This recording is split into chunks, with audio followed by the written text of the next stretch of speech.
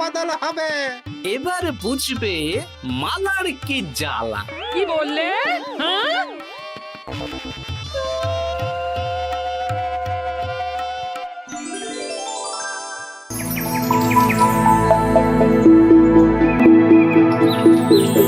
কি হয়েছেটা কি? আর বলবেন না মহারাজ, আমার গিন্নি চলে যাওয়ার পর থেকে তো হাত পুড়িয়ে খাই।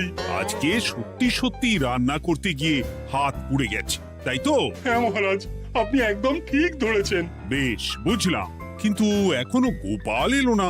মহারাজ, আপনার জন্য একটা পত্র এসেছে। কই কই দেখি।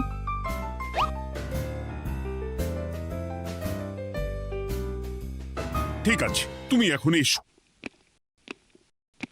কিসের পত্র মহারাজ? দাঁড়াও, আগে গোপাল আসুক, তারপর বলছি। এই তো চলে এসেছি মহারাজ। দেখুন, আজকেও দেরি। আপনি কিছু গোপালকে বলেন না বলে লাই পেয়ে পেয়ে গোপাল আপনার মাথার উপরে উঠে গেছে। আমার নাম কি চুল নাকি যে মাথার উপরে উঠবো? আপনিও পারেন বটে। আমার নিজেরটাকেই চুল নেই। বাদ দাও, শোনো, আমি একটা নিমন্ত্রণ পত্র পেয়েছি। পাহাড়পুর রাজ্যের জমিদার বল্লভ নারায়ণ আমাকে নিমন্ত্রণ করেছেন। এ তো বেশ সুসংবাদ মহারাজ। পাহাড়পুর অপূর্ব সুন্দর রাজ্য, আপনি ঘুরে আসুন মহারাজ। না না না না না, আমি একা যাব না, তোমাকেও যে যেতে হবে। আজ বিকেলেই বেরোবো, তুমি জামা কাপড় গুছিয়ে রেখো। এ আমার পরম সৌভাগ্য মহারাজ। এ কি মহারাজ, গোপাল কেন যাবে? আমি কি দোষ করেছি? আমাকেও নিয়ে চলুন। না না না, তুমি রাজ্যের মন্ত্রী, আমি বেশ কিছুদিন থাকবো না, তাই রাজ্যটা তোমাকেই সামলাতে হবে। আচ্ছা আচ্ছা, আপনি তো রানীমাকেও নিয়ে যেতে পারতেন। আমি কোথায় কাকে নিয়ে যাব সেটা আমার একান্তই ব্যক্তিগত ব্যাপার। তুমি বেশি বোঝাতে এসো না মন্ত্রী। বেশ।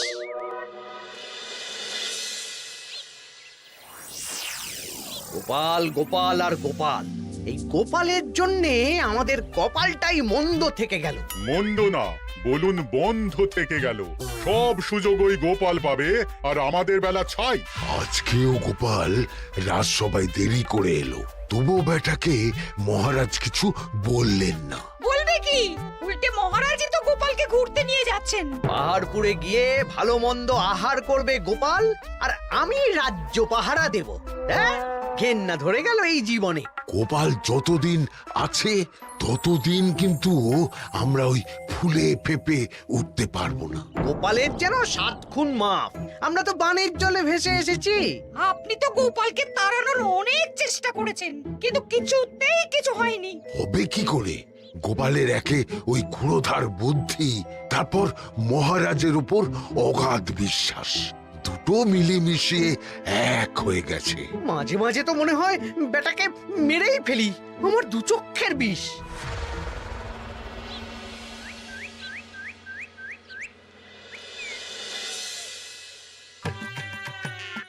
বলছি গিন্নি, কি এত তুমি পোটলায় বাঁধছো বলো তো?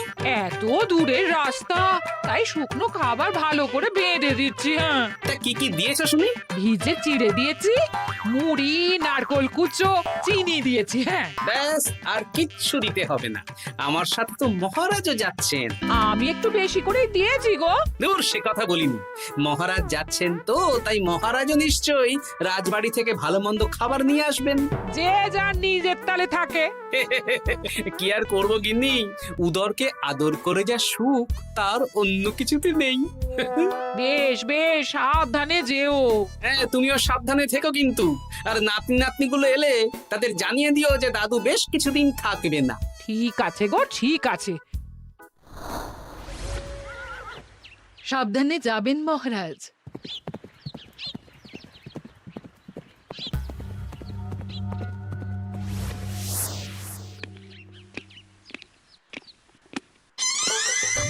তুমি হুটহাট করে কোথায় চলে যাও বলো তো? আমি বিকেলে তোমার জন্য মুচমুচে বেগুনি ভেজেছি। সে ঠিক আছে, কিন্তু তোমাকে এখন রান্নাঘরে থাকলে হবে না গিন্নি। ও মা, রাতের খাবার কে করবে শুনি? আমি তো এখন একটু একটু রান্না শিখে গেছি। এখন তোমাকে অন্য কাজ করতে হবে। কি কাজ? শোনো, বুঝতে পেরেছো তো? একদম জলের মতো পরিষ্কার বুঝে গেছি। তাহলে আর দেরি না করে যাও।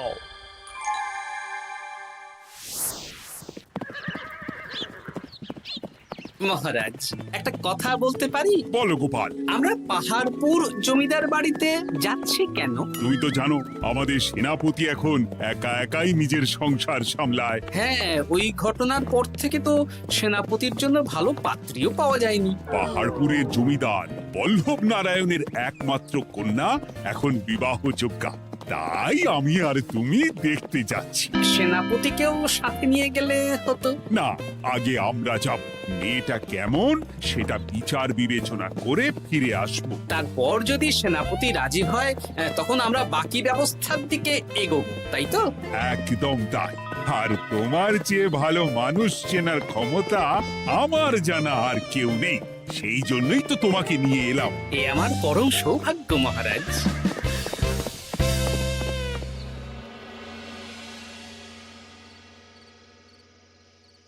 প্রণাম রানীমা। আরে মন্ত্রী গিন্নি যে, বলো বলো। এই কিছু বেগুনি ভেজেছি, তাই আপনার জন্য নিয়ে এলাম রানীমা। সরলা, তুমি ওটা রান্নাঘরে নিয়ে যাও। আচ্ছা রানীমা। মা, এই গয়নাটা পরে কি সুন্দর লাগছে আপনাকে। নতুন নিলেন? না না, বছরখানেক আগে বিবাহ বার্ষিকীতে মহারাজ গড়িয়ে দিয়েছিলেন। একটা কথা বলবো রানীমা? বলো না, কি বলবে? আমার মনে হয় আপনাকে আমাদের মহারাজ না আর আগের মতন ভালোবাসেন না। এই কি কথা বলছো তুমি? খোলা চোখে যা মনে হয় তাই বলেছে রানীমা। এই দেখুন না, মহারাজ হঠাৎ পাহাড়পুরে ঘুরতে চলে গেলেন আর আপনাকে নিয়ে গেলেন না। নিশ্চয়ই কোনো কাজ আছে, তাই আমাকে নিয়ে যাননি। ওই তো, এত ছাড় দিয়েছেন বলেই তো পার পেয়ে বসেছে। অপরাধ নেবেন না রানীমা। মহারাজ সব ব্যাপারে শুধু গোপাল আর গোপাল, কিন্তু বাড়িতে যে আপনিও আছেন সেটা মহারাজ খেয়ালই করেন না। আসলে গোপালকে মহারাজ খুবই স্নেহ করেন তো। আপনি আগে না গোপাল আগে? পাহাড়পুর তো এত সুন্দর জায়গা, চারিদিকে পাহাড়, পাহাড় থেকে নেমে আসছে নদী। ভাবুন আপনাকে মহারাজ নিয়ে যেতেন যদি। সত্যি তো, আমাকে তো মহারাজ নিয়ে গেলেন না। নিয়ে যাবেই বা কেন? আপনাকে তো আর মহারাজ আগের মতো ভালোই বাসেন না। সব ধ্যান জ্ঞান এখন শুধু গোপাল। হ্যাঁ সত্যি তো, আমি তো এটা ভেবেও দেখিনি কখনো। গোপালই আপনার কপাল পুড়িয়েছে। আসছে রানীমা।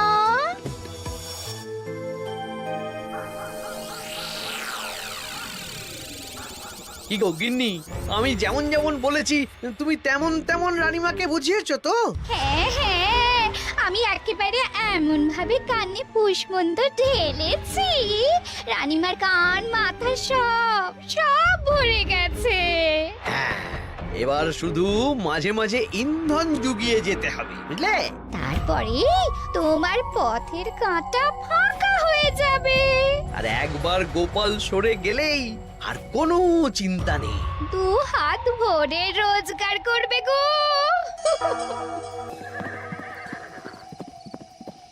কি কেমন লাগছে যাত্রা? বেশ ভালোই মহারাজ।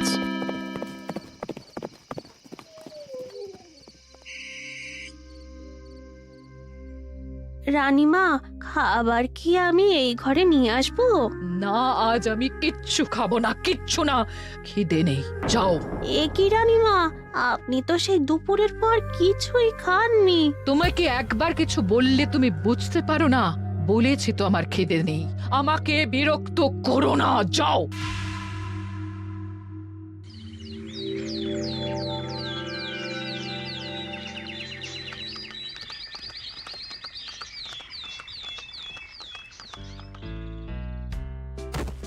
আসুন মহারাজ কৃষ্ণচন্দ্র, আসুন আসুন আসুন।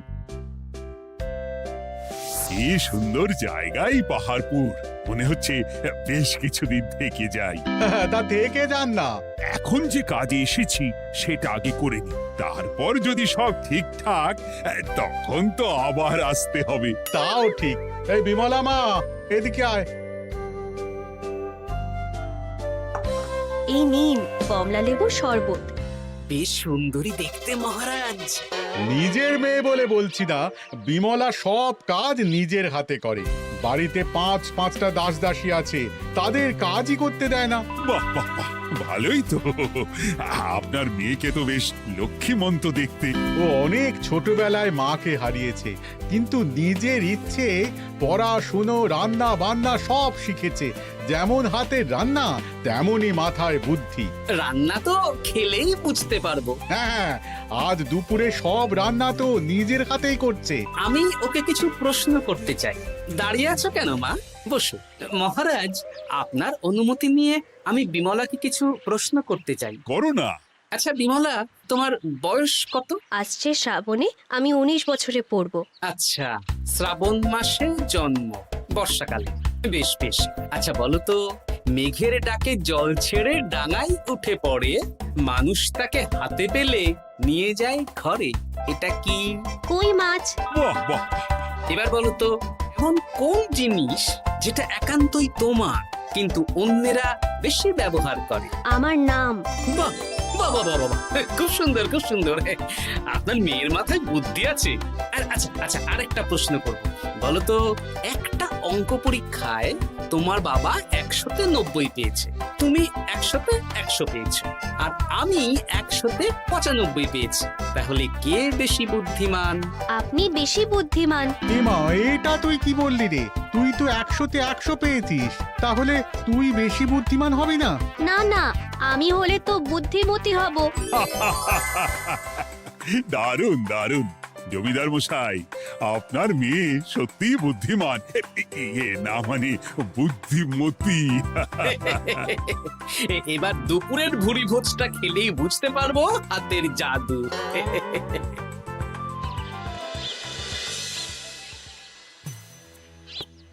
রানীমা, বেলা হয়ে গেছে, এভাবে না খেয়ে থাকবেন না, আপনার শরীর খারাপ করবে। তোমাদের মহারাজ আসুক, তারপরে খাবো। যতদূর জানি মহারাজ আগামীকাল সকালে ফিরবেন। বেশ, আমাকে একটু শরবত করে এনে দাও, আর কিছু খাবো না। আচ্ছা রানীমা। বুঝলি, আজ পুকুর ঘাটে গিয়ে যা শুনলাম না। কি শুনলে?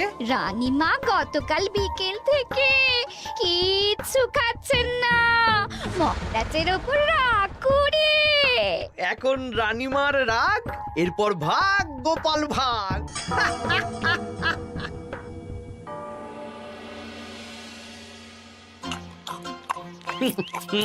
সত্যি বিমলা, তোমার হাতের রান্নার কোনো তুলনা নেই মা। আমাদের সেনাপতি তাহলে আর হাত পুড়িয়ে রান্না করবেন না বলছো? সে যদি কর্তাগিন্নিতে রাগারাগি হয় তখন। মা আমার লজ্জা পেয়েছে। তা আপনাদের কোনো আপত্তি নেই তো? কি যে বলেন, আপনার রাজ্যের সেনাপতি বলে কথা। বলছি, বিমলাকে তো আমাদের সেনাপতি দেখলো না, তাহলে? বিমলার একটা তৈলচিত্র আছে, আমি আপনাকে বরং সেটা দেব, আপনি ওনাকে গিয়ে দেখাবেন। সেই ভালো হবে, আমাদের খুব পছন্দ হয়েছে। তাহলে সেনাপতি রাজি হলে আমরা বিবাহের তারিখ চিঠিতে জানিয়ে দেব। আচ্ছা মহারাজ।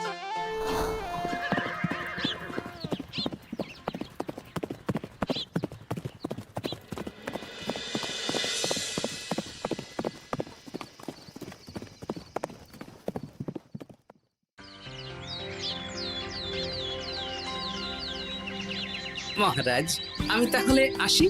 যাওয়ার পথে আমি সেনাপতির সাথে কথা বলে নেব। হ্যাঁ হ্যাঁ গোপাল, এসো। বেশ ভালোই কাটলো পাহাড়পুরে। হ্যাঁ মহারাজ, অনেক ধকল গেছে, যান গিয়ে বিশ্রাম নিন।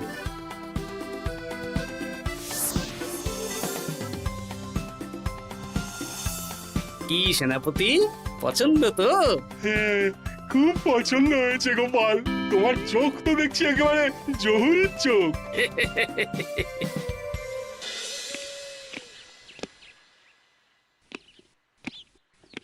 চিরটা কাল আপনি ওই গোপাল গোপাল করেই কাটিয়ে দিন। কি হলো? রানীমা গত পরশু থেকে কিচ্ছু খাননি, গতকাল একটু শরবত খেয়েছেন শুধু। কেন, কি হয়েছে? দেখুন মহারাজ, সহ্যের একটা সীমা আছে। আরে আমার তো কিছুই মাথায় ঢুকছে না। মাথায় শুধু গোপাল থাকলে আমার কথা ঢুকবে কি করে মহারাজ? আপনি আমাকে আর আগের মতো ভালোবাসেন না মহারাজ। এসব কি বলছো রানী? ঠিকই বলছি, আপনি খেয়ালই করেননি যে আমি গলায় আপনার পছন্দের পান্নার হার পরেছি মহারাজ? আরে আমাকে বলার সুযোগ দেবে তো। দেখুন, আপনি পাহাড়পুরে ঘুরতে গেলেন, গোপালকে নিয়ে গেলেন। আমারও মনে হয় কোথাও ঘুরতে যাই মহারাজ। আরে গোপালকে নিয়ে যাওয়ার প্রয়োজন ছিল, তাই নিয়ে গেছি। গোপাল তো আপনার প্রিয়জন, তাই ওকেই আপনার প্রয়োজন। আমি তো কেউ না। দেখো, গোপাল আমার সব বিপদে আপদে পাশে থাকে, তাই ওকে ভরসা করি, সেটা তো তুমি খুব ভালো করে জানো। আজকের পরে হয় গোপাল থাকবে, না হলে আমি থাকবো। না না না, এ হতে পারে না। গোপালকে আমি সরাতে পারবো না, আর কাউকে সরানোর জন্য কোনো কারণ তো চাই। আর কারণ যদি আমি দিয়ে দিই? কি কারণ? আপনি গোপালকে বলবেন আমার সাথে আপনার ঝগড়া হয়েছে। বেশ, তাতে কি? আপনি গোপালকে বলবেন ও যেন আমাকে বলে আপনার কাছে ক্ষমা চাওয়ার জন্য, আর আমি ক্ষমা চাইবো না। ব্যাস, আপনি এই সামান্য কাজটা গোপালকে করতে না পারার জন্য ওকে তাড়িয়ে দেবেন। ওকে মাত্র 7 দিন সময় দেবেন, ব্যাস। ঠিক আছে, আমি এক্ষুনি গোপালকে ডেকে পাঠাচ্ছি। দেখো গোপাল, এখন যদি রানী আমার কাছে ক্ষমা না চায়, তাহলে কিন্তু আমি বাধ্য হব তোমাকে রাজসভা থেকে তাড়িয়ে দিতে। আচ্ছা মহারাজ, বুঝেছি। রানীমা আপনার কাছে ক্ষমা চাইবেন, কিন্তু তার জন্য আপনাকে আমার কথা মতো কিছু কাজ করতে হবে মহারাজ। কি কাজ বলো? বুঝেছেন? হ্যাঁ। না গোপাল, আমি মহারাজের কাছে ক্ষমা চাইতে পারবো না। দেখুন রানীমা, আমার মনে হয় আপনার ক্ষমা চাওয়াই উচিত। পুরুষ মানুষের মন বলে কথা, যদি বেশি দিন আপনি মহারাজের সাথে এরকম তিক্ত সম্পর্ক রাখেন, তাহলে কিন্তু মহারাজের মন অন্যদিকেও চলে যেতে পারে। এমনিতেও কি গোপাল? না, কিছু না রানীমা, শুধু এটুকু জেনে রাখুন, রাজবাড়ির মাঠে বাঁশ বাঁধা হবে। মানে কেন?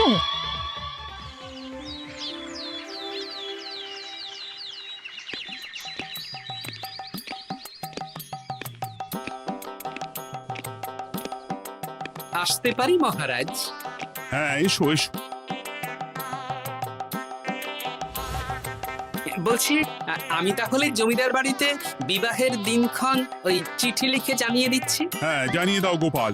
আর কি কি কেনাকাটা করতে হবে সেটার একটা তালিকা বানিয়ে ফেলো। আচ্ছা মহারাজ, মেয়ের শাড়ি আপনি নিজে পছন্দ করে কিনবেন তো? হ্যাঁ, ওই শাড়িওয়ালাকে আজকে দুপুরেই আসতে বলো। আচ্ছা মহারাজ।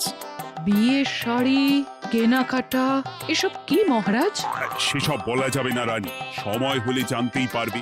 তবে বিমলাকে অপরূপ সুন্দরী দেখতে, এটুকু বলতে পারি। দেখুন তো মহারাজ, ওই টোপরটা ঠিক আছে কিনা? একদম ঠিক আছে, খুব সুন্দর। শাড়িওয়ালা এক্ষুনি আসছে। আসছি মহারাজ। এসো এসো। তার জন্য শাড়ি লাগবে মহারাজ? রানীমার জন্য? না না, বিমলার জন্যে। বিমলাকে? এক অপরূপা তরুণী, বুদ্ধিমতীও আছে, ধীর স্থির, ঝগড়া করে না। বেশ, অনেক হয়েছে মহারাজ। দোহাই আপনার, আপনি দ্বিতীয় বিয়ে করবেন না। আমি ক্ষমা চাইছি। কি বলছো রানী? আমি বুঝতে পেরেছি, আমি আপনাকে গোপালের নামে 2-4 কথা শুনিয়েছি বলে আপনি বিয়ে করতে চলেছেন।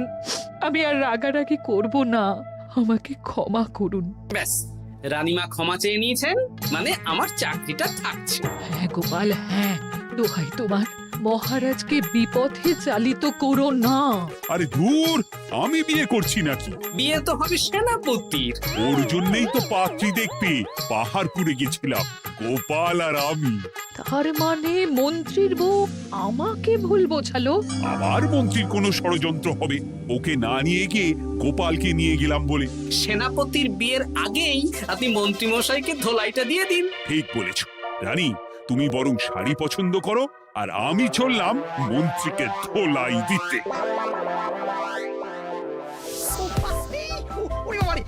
তুমি এত নীচ, হ্যাঁ? তোমার গিন্নিকে দিয়ে রানীর কানে বিষ ঢালা। ভুল হয়ে গেছে, ক্ষমা করে দিন। এখন মন্ত্রী মশাই ভ্যাঁ করছেন, কদিন পরে সেনাপতির বিয়েতে প্যাঁ হবে ছাদনা তলায়।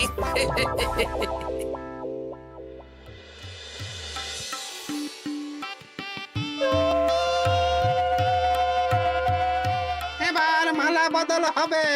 এবার বুঝবে মালার কি জ্বালা। কি বললে? হ্যাঁ?